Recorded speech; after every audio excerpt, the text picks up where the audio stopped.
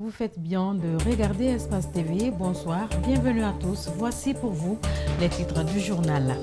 Les fidèles chrétiens célèbrent demain la fête de Pâques après 40 jours de jeûne et de pénitence. À la veille donc de cette fête, les prix des denrées alimentaires sont à la hausse au marché et ne comptent pas baisser.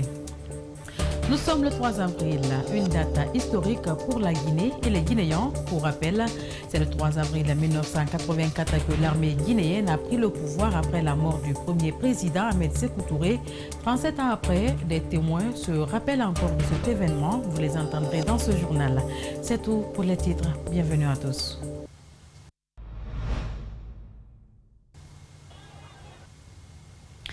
Les fidèles chrétiens, à l'image de leurs co-religionnaires du monde, célèbrent demain la fête de Pâques. Elle intervient après 40 jours de jeûne et de pénitence. À la veille donc de cette fête à Conakry, les prix des denrées alimentaires sont à la hausse au marché et ne comptent pas baisser. Nos reporters ont fait un constat au marché de Madina, Fatmata Bintabari et Yacouba Traoré. À quelques heures de la fête de Pâques, le prix des denrées alimentaires est toujours à la hausse au marché. À Madina, c'est un jour ordinaire. L'affluence est relativement faible. Le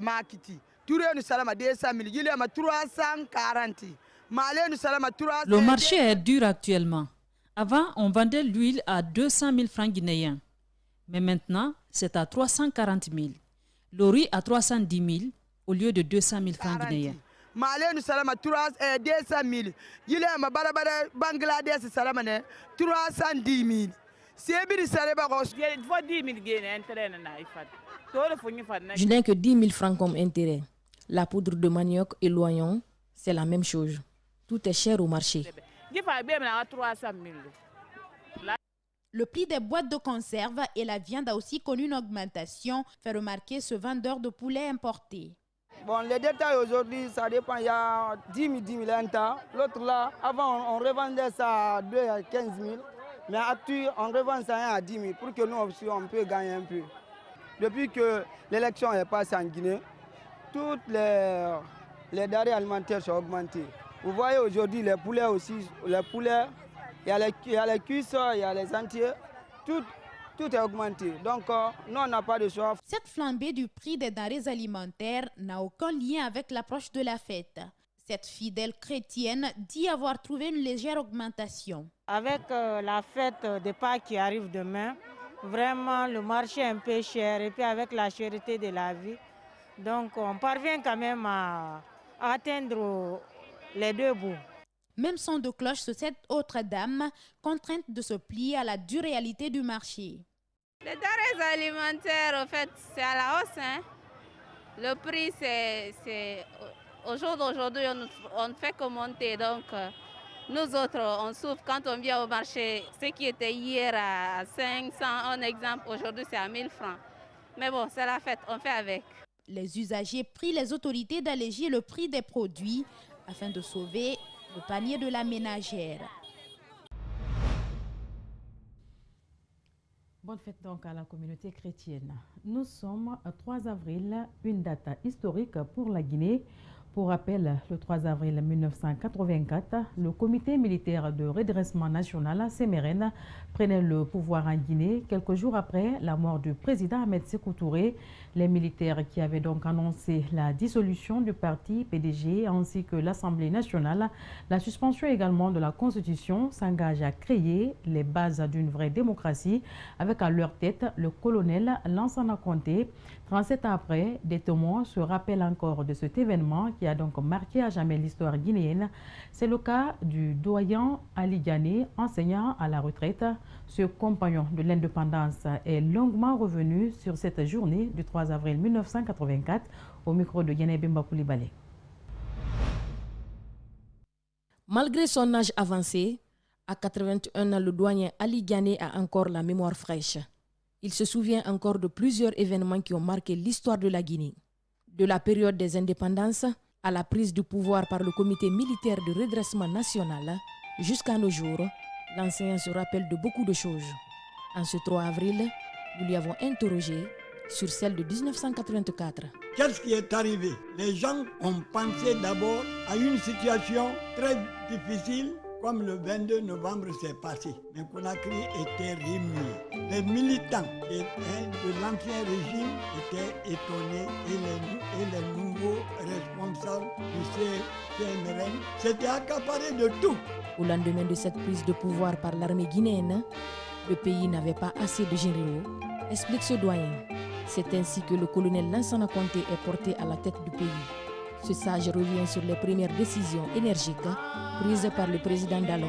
Dès qu'il a pris le pouvoir, ceux qui ont fui la Guinée, après avoir pris des sommes colossales, après avoir commis des fautes lourdes qui étaient à l'extérieur, les a dit de tous rentrer, il n'y avait pas un règlement de compte. Ceux qui étaient en prison, qui avaient fui, ceux qui avaient détourné, qui ont fait des malversations, sont tous venus. Et quant à Conté, il n'a pas demandé un règlement de compte. Dès la mise en place du nouveau gouvernement composé en majorité d'hommes en uniforme, la gabégie financière s'installe, explique ce témoin des faits.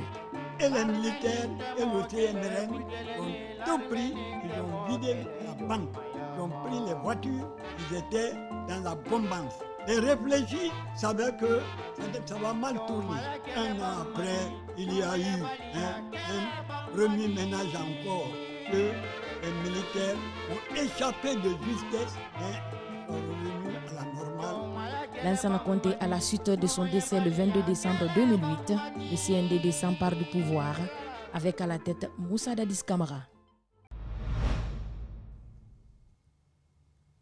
Compte rendu de Guinée, Bemba Koulibaly. En bref, le Front national pour la défense de la Constitution, FNDC, célèbre ce jour 3 avril 2021 l'an 2 de la création du mouvement qui a lutté par tous les moyens légaux contre le troisième mandat d'Alpha Condé.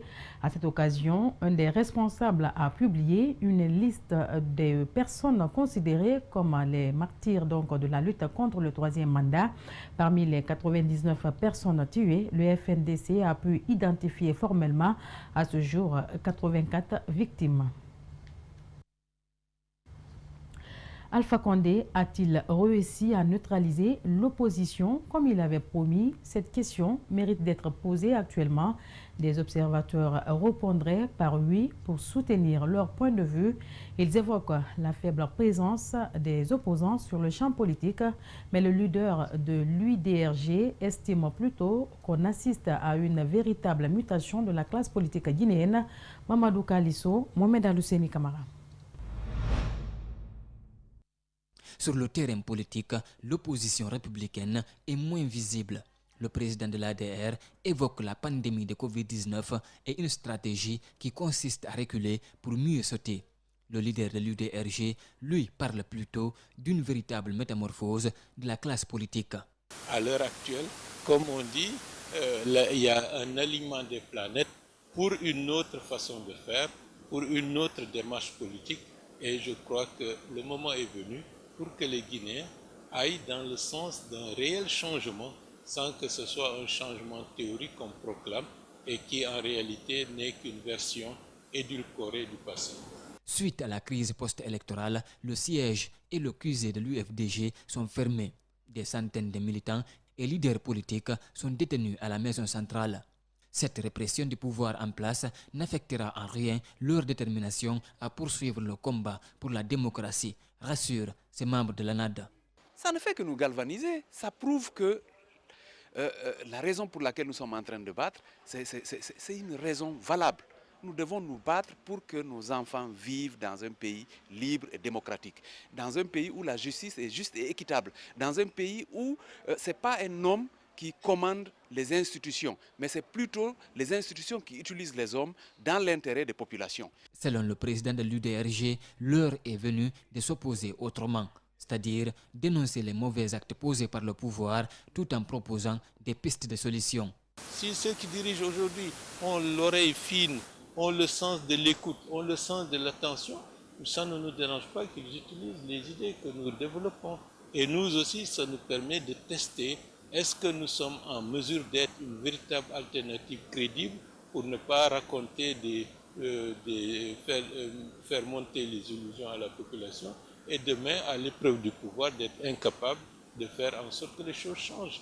La fermeture des frontières et la pandémie de Covid-19 ont fortement impacté le panier de la ménagère. Sur le plan mondial, le prix du blé a augmenté. À l'interne, des élus locaux zélés s'acharnent sur des boulangers.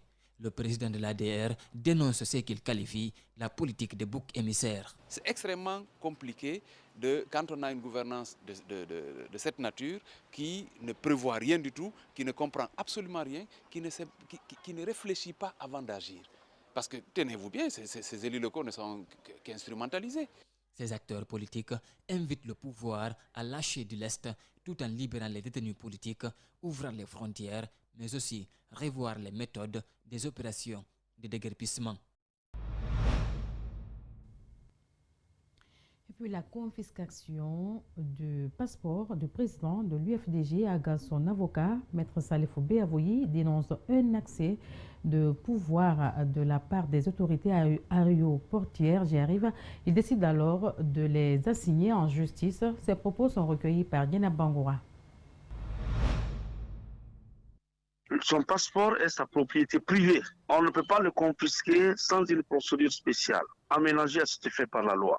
Donc, nous avons, par voie d'huissier, adressé une sommation interpellative au ministère de la Sécurité, à la direction des frontières et au commissaire spécial de police de l'aéroport pour restituer le passeport. En attendant que l'information que nous avons reçue sur la place publique par la voix du procureur de la République de Mafanko qui disait que c'est lui qui est à l'auteur de l'interdiction de sortie, alors qu'on ne peut pas prendre une décision judiciaire contre un citoyen sans le lui notifier avant de lui faire application. Depuis décembre, cette interdiction existerait. Elle n'a jamais été signifiée à notre client, de près ou de loin.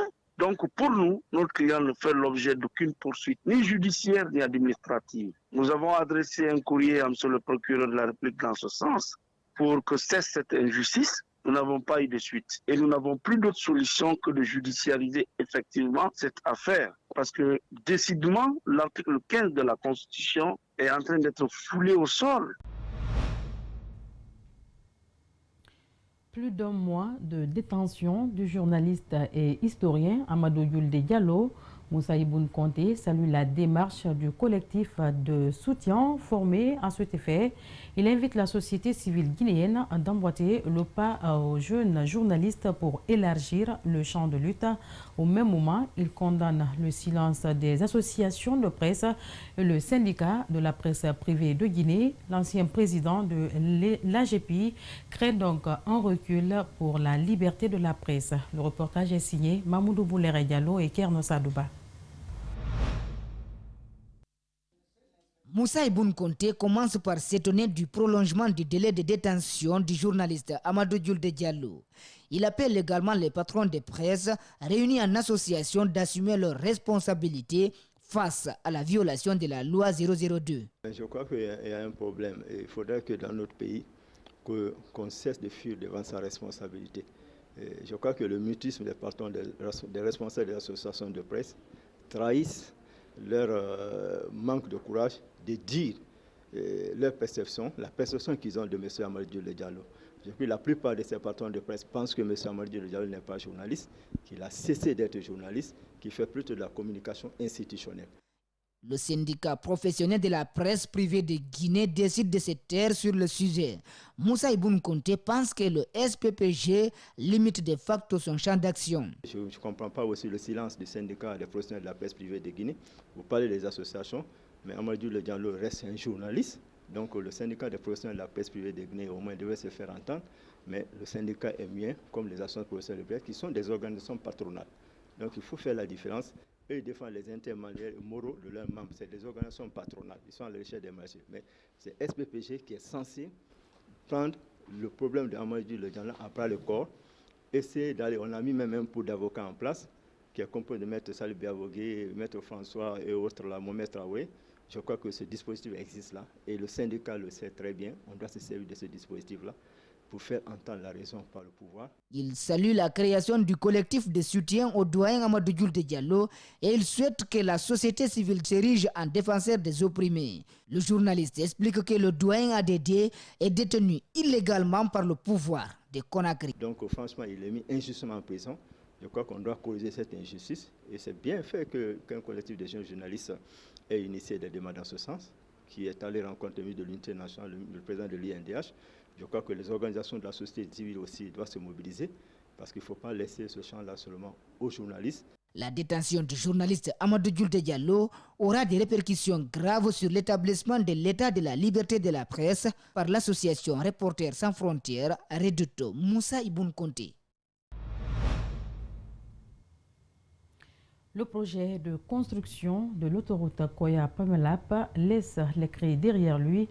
À Farmoria, dans la sous-préfecture de Forcaria, les travaux de l'autoroute Koya-Sierra Leone ont détruit plusieurs domaines agricoles dans le district de Dara. 65 palmiers, 5 orangers auxquels s'ajoutent plusieurs arbres fruitiers et thérapeutiques. Depuis plusieurs mois, les victimes attendent leur indemnisation en vain. Ali Badara Kamara et Kierno Sadouba. À plus de 100 km de Conakry, une plantation à perte de vie située en bordure de la nationale Forcaria-Pamelap dans le district de Dara, sous-préfecture de Faramoria, préfecture de Forcaria. Ce domaine agricole appartenant à feu commandant Karamoko Kamus Kamara a été durement touché par les travaux d'extension de cette route financée par la Banque africaine de développement. Après le passage des machines, derrière une image de désolation. Cette plantation, elle a été touchée par les travaux de dégagement de l'autoroute qui va de Koya jusqu'à la frontière sierra-léonaise. Les machines sont passées ici le 19 janvier 2020. Donc, depuis cette date, à nos jours, nous, on n'a reçu aucun dédommagement. Ici, les travaux d'extension de la route Pamelap ont touché plus d'une famille. Des gros montants auraient été distribués pour dédommager les victimes. Mais plus d'un an après, la famille Camara réclame toujours sa part, comme si l'argent qui lui était destiné à trouver d'autres destinations. 5 mois après le dépôt de ma réclamation, monsieur le ministre des Travaux publics, à l'époque monsieur Naïté, avait fait une déclaration sur Espace FM, comme quoi que toutes les familles sont dédommagées. À Farmoria, il y a eu des remous parce qu'il y a des familles qui n'étaient pas d'accord, qui n'avaient pas reçu leur indemnisation. L'ampleur des dégâts causés dans cette plantation et surtout la méthode utilisée a entraîné un choc énorme chez les victimes qui sont à leur deuxième mauvaise expérience. Car ce domaine a été coupé en deux et morcelé suite au passage de la route qui relie le port minéralier de Konta à la carrière du minerai de fer de Yomboyeli. Dans ce domaine, il y a eu 65 palmiers qui ont été abattus, des manguiers, des arbres de tout genre. On a fait la réclamation, les documents sont là, le président du district a son document signé et cacheté. Farmoria, depuis le lancement des travaux d'extension de la route Koya-Pamelap, aucun planteur n'a été indemnisé. Si j'ai décidé de rendre cette affaire publique, c'est parce que je vais donner une chance à l'administration de régler cette affaire à l'amiable. Sinon, autrement, je vais vers la justice, j'intente une action contre le ministère des Travaux publics afin que je sois dédommagé. Littérature dans ce journal, l'amour à l'épreuve des contraintes sociales, c'est le titre de l'ouvrage de Mariam Diaka Diallo. Au cours donc d'une présentation ce samedi, l'auteur est revenu de long en large sur le contenu de l'ouvrage qui compte 16 chapitres. Elle est au micro d'Abouakar Keke Bangoura. Alors, ce livre, il aborde non seulement la question de l'amour, il parle aussi de l'hypocrisie de la société dans laquelle nous vivons.